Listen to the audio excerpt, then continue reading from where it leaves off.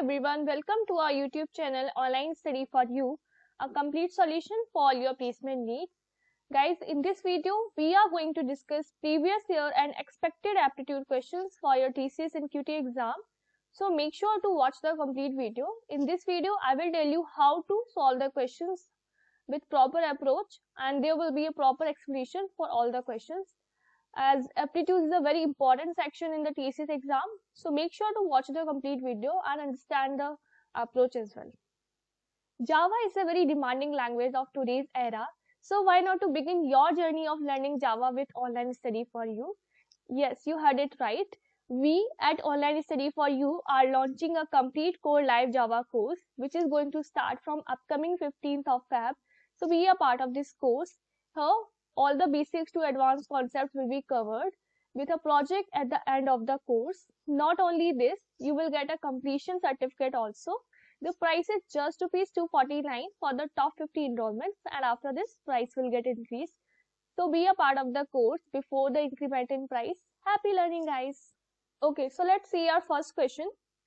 In a 200 meters race, A beats B by 20 meters, while in a 100 meters race, B beats C by 5 meters. A beats C in a kilometer race by, okay. So basically they have given in a 200 meter race. So when the race is of 200 meter, A beats B by 20 meters, right? So suppose A is covering all the 200 meter and B is covering 180 meter only, right? And another case they have mentioned that in 100 meter race, B beats C by 5 meters. So B is covering all the 100 meter and C is covering 5 meter less, right? So that is by 95 meter. Okay, so they are asking the scenario that by how many meters A will beat C in a kilometers race, that is a 1000 meter race. So for this, what we can do, just multiply this one by 5 and this one also. So here we have the case for 1000 meter race, right? So A is covering 1000, then B is covering how much? 900 meter, right? So here in the case of 100, you can see it is covering 5 less, right? That is 95. So similarly here as well, C will cover 855 meter, right? So what is the difference between 1000 and this 855? 145, right? So you can see that A beats C in a kilometer race by 145 meter, right? So which is the correct answer then? Option 4. So option 4 is our correct answer, right? You can see how easy it was. There's a simple trick was there, like simple approach was there, right? Let's move to the next one. So here they are asking the value of 5 raised to 1 by 4 into 125 raised to 0.25 is. So this is 5 raised to 1 by 4. 125 can be written as 5 into 5 into 5, that is 5 cube, right? So we have 5 cube, then 0.25, okay. So 1 by 4, if you will multiply 3 to this 0.25, so we are going to have 0.75, right? And this can be written as 75 by 100. If you will simplify this one by cutting by 25, so it is going to be 3 and that is going to be 4. So now we have 5 raised to 1 by 4 into 5 raised to 3 by 4, and this can be written as 1 by 4 plus 3 by 4, right? Because here we have a multiplication sign and 5 are similar. So in that case, what we can do, we can add the powers. You must be knowing this rule in mathematics, right? So it is going to be 5, 4 by 4, that is 5 raised to 1, that is equal to 5, right? So which is the correct answer? Option 1, okay. Let's see the next question. So this is a question from arithmetic progression. Guys, question from arithmetic progression and geometric progression are kind of mostly asked in TCS exam. So make sure to be aware of the formulas and all that we do apply in these concepts, right? The fourth and seventh term of an arithmetic progression are 11 and -4 respectively. What is the 15th term? Okay, so fourth term means you must be knowing this formula, that A of n equal to A plus n minus 1d, right? So this is a common formula of arithmetic progression. So fourth term is going to be write as a plus 4 minus 1d, that is a plus 3d, and similarly seventh term can be written as a plus 6d, right? So when you will solve this equation, let us solve this equation. Okay, so fourth term they have given, that is equal to 11, and seventh term they have given, that is equal to minus 4. So let's solve this equation. Okay, a plus 6t equal to minus 4. So if you will solve it, so what we are going to get, minus 3d equal to that is going to be 15, right? So d equal to minus 5 we are going to have. Now they are asking what is the 15th term. So first we have d now, so let's calculate the a. So a, 3 into minus 5, that is going to be 15, equal to 11. So a value is going to be 26, right? So what is the value for 15th term? That is going to be equal to a plus 14d. What is the value of for a? 26, and the value for d is minus 5. So minus 70 plus 26 is going to give us minus 44, right? So which one is the correct answer? Option A, right? I hope you understood the question. Let's see the next one. The ratio in which tea costing rupees 192 kg or 192 per kg is to be mixed with tea costing rupees 150 per kg, so that the mixed tea when sold rupees 194.4 per kg gives a profit of 20%, right? So profit they have given to us is 20%, and 20% is equal to 1 by 5. Okay, so what is happening? 5 पे 1 का profit, so SP कितना हो गया हमारा? SP is equal to 6, and they have given SP as 194.4. so what we can do? We can equate 6 equal to 194.4, then 1 equal to is going to be, so let us solve this. 6 is 18 and 981, 6 2 is 12, so it is going to be 32.4. okay, so this is so what is our CP now? So let's calculate the CP. So CP is 5, right? So 5 and 5, and here also we will multiply by 5, so it is going to be 162. okay, so what they are saying, that they are basically asking us this ratio. Now we can use the concept of mixture and allocation. So the average they are looking for is 162, right? And the minimum quantity is here, that is 150. Mixture should be of, so there the mixture given to us is tea costing rupees 192 per kg to be mixed with tea costing rupees 150. So here I have just taken this 150, and here I have just taken this 192, right? So if you will subtract 150 by 162, it is going to be 12, and here if you will subtract, it is going to be 30. 30 ratio 12. Let's simplify it further. So 6 5s are 30, 6 2 is 12, right? So this is the ratio in which tea costing rupees 192 per kg is to be mixed with tea costing rupees 150 per kg to get a profit of 20%. So the correct answer here is option B, right? So you can see, you must be aware of these sort of concepts like is mixture and allocation and all. Otherwise, because these concepts are going to save your time.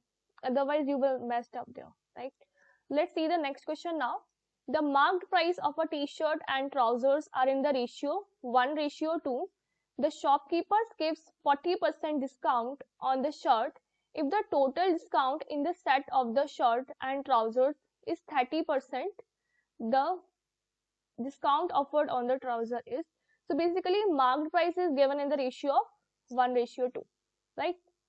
So let us see. So basically marked price of shirt and trouser in the ratio 1:2. So we can say marked price of shirt, let it be 100, and marked price of trousers, let it be 200, right? So it is given that discount offered by shopkeeper on the trouser is, sorry, on the shirt is 40%, right? So 40% of 100 is going to be 40. Just remove this 40 from 100 and we will have 60 rupees, right? And also he is offering discount of 30% on the set of shirt and trouser. So 200 plus 100 is going to be 300, and 30% of this is going to be 90. So 300 minus 90 is going to be 210 rupees. Okay. So now what we will do, let us suppose that he is offering 30% on the trouser itself. So 30% of 200 is going to be 60, right? So 210 minus 60 is 150 rupees. So if we suppose this condition that he is offering 30% on the trousers only, then the price of trouser should be 150, although it is given as 200. That means he is offering 50 rupees discount on shirt, right? So 50 rupees, from here we concluded that he is offering 50 rupees discount on shirt, right? And so from there we can conclude that this 50 rupees is how much of 200 rupees, that is our price of trouser, that is 25%, right? 25% of 200 is going to be 50 rupees. Okay, so what is the answer for this question then? So the discount offered on the trouser is 25%. So option A is correct answer, right? Let's see the next question now. In a certain city, 60% of the registered voters are party A supporters and the rest are party B supporters. In an assembly election, if 75% of the registered party A supporters and 20% of the registered party B supporters are expected to vote for candidate A, what percent of the registered voters are expected to vote for candidate A? Right, so basically these questions that I am just telling you and we are just practicing, these are previous year TCS questions, right? So make sure to practice them, make sure to revise them. Okay, so here it is given 60% of the registered voters are party A. Let us suppose total members are 100, right? Out of which 60 are party A and the remaining are for party B, as if mentioned here also, right? And next what it is saying, that in an election if 75% of the registered party A supporters, so 75%, now what is the 75% of this 60? Okay, let me consider that the members are 1000. So here we have 600 and 400. So 75% of 600 is going to be 600 and 75 by 100. So it is going to be 6530, 450, right? So 450, 75% of registered party A supporter, 450, and remaining here are 5510, that is 150. Okay, and 20% of the registered party B supporter. What is going to be the 20% of 400? 80, right? 80, right? So it is saying that party B supporter are expected to vote for candidate A. Okay, so 450 plus 80, that is 530 supporters are expected to vote for candidate A.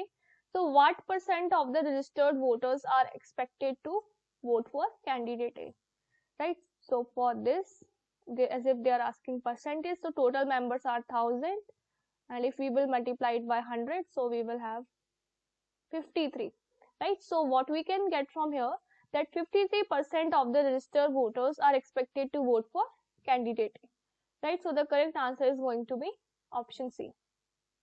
Let's see the next question now. In a village, every weekend, 2/5 of the men and 1/3 of the women participate in a social activity. If the total number of participants is 54 and out of them 1/3 are women, 1/3 are men, and then the total number of men and women in the village is, right? So basically what they have given, that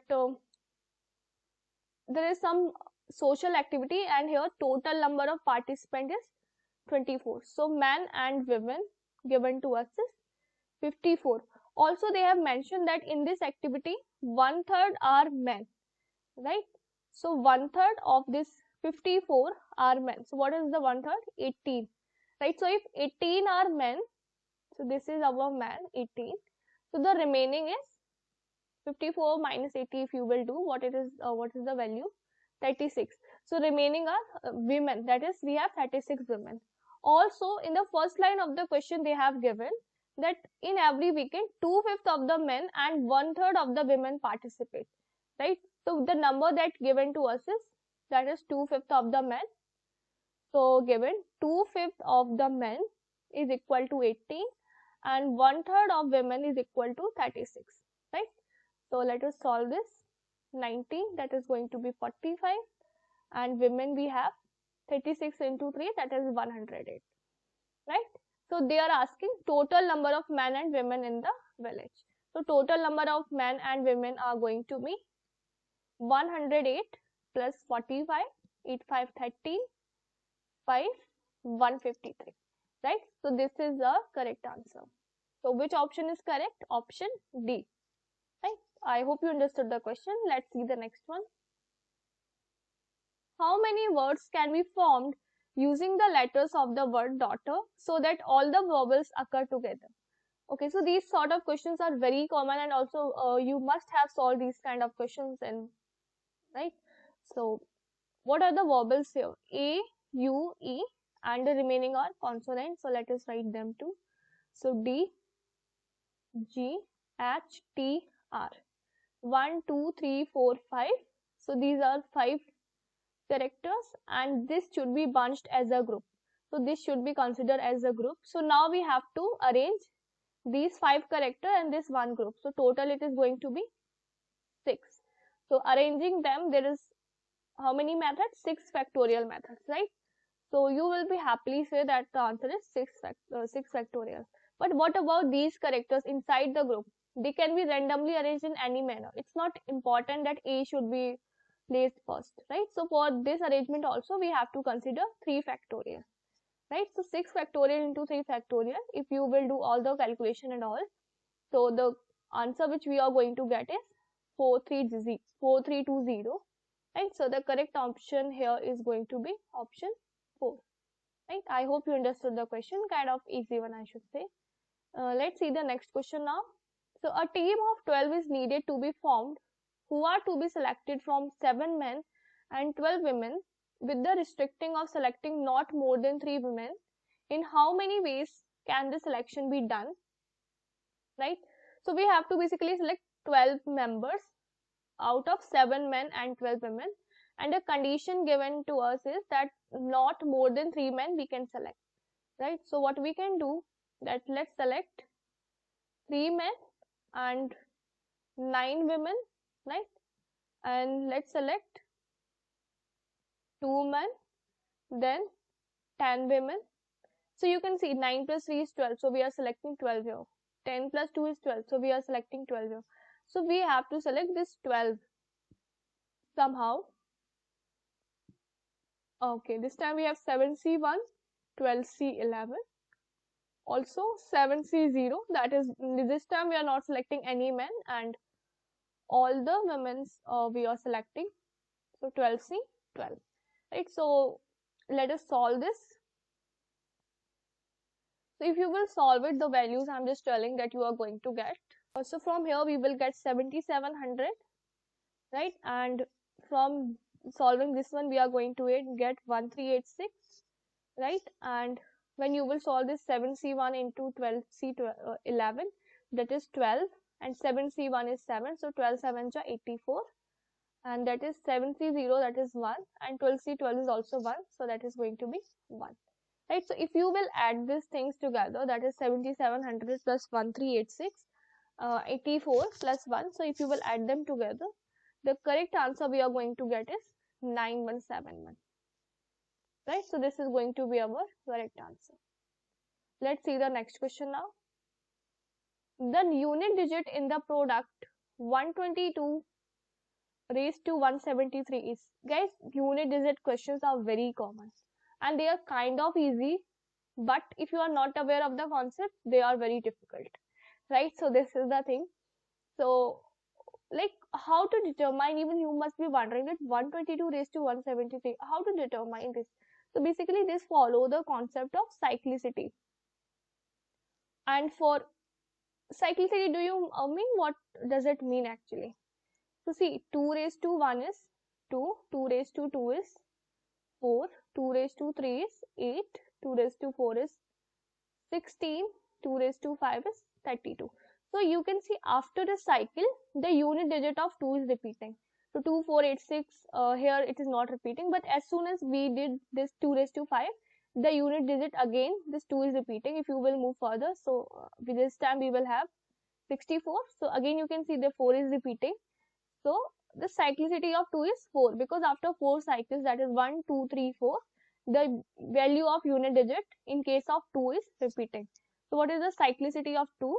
It is 4, right? So 2, 3, 5, 7, they have the cyclicity of 4, right? And for like if I will take the example of 4, so it has the cyclicity of 2, 6. In case of 6, if you will do 6 raised to 1 is 6, 6 square is again 6, 6 raised to 3 is again 6. So you can see here every time we have this 6 in the unit digit. Okay, similarly in the case of 5 also, we will have 5 every time in the unit digit. So no matter how long the number is, suppose they are asking 1, 2, 2, 2, 8, 5 raised to 6, 7, 9, 8, 4, and like how long the value is doesn't matter. 5 raised to anything, unit digit is always going to be 5. Similarly, 6 raised to anything, unit digit is always going to be 6. So these kind of quick tips, I hope they will help you. And if they really did, just do comment, right? So for here as well, so what will be the concept? So as if the cyclicity of 2 is 4, so what we can do, just divide this 173 by 4. So here we will have 761, 4, 3 are 12. Okay, so what we can do, so see, so I have divided by 4 here because we know that after 4 cycles, the same cycle is going to repeat, the same unit digit is going to repeat, right? So we have to do this 122 raised to 1 only. So 2 raised to 1 is going to be 2 itself. So the correct answer is option A. You don't have to worry about all these things. Just have a look on this last digit and this power. So for this one, you should be aware of the last digit, that this unit digit of this particular number. What is the cyclicity? So in case of 2, I explained that it is 4. 3, 5, 7 also it is 4. Okay, so I hope you understood the question. In case of any doubt, do comment. I will help you from my side. Right? So let us see the next question. The unit digit in the sum of 122 raised to 372 plus 124 raised to 373 is, I just told you that the cyclicity of 4 is 2, right? So what we can do, so if you will do here, 4 1 is 4, 4 square is 60, 4 3 is, again this 4 is going to repeat. So you can see when the power is odd, we are getting 4 in the unit digit, and when the power is even, we are getting 6 in the unit digit. So here the power is even, so obviously we will get 6 in the unit digit, and here the power is odd, so we will get 4 in the unit digit. So 6 plus 4 is going to be 10, right? So what is the unit digit then for this particular number? That is the sum of this number, these numbers is going to be 0, right? Because we are getting 10, so unit digit is going to be 0. So the correct answer is option D. So you can see we can solve this question in just seconds. I am just explaining, that's why I am taking kind of time. But even I can solve these questions in seconds. But the requirement of prerequisite is that you should be aware of the concepts of cyclicity and all. Okay, that's it for this video, guys. Thank you so much for watching this video. Keep preparing for your upcoming exam. All the best. Bye-bye.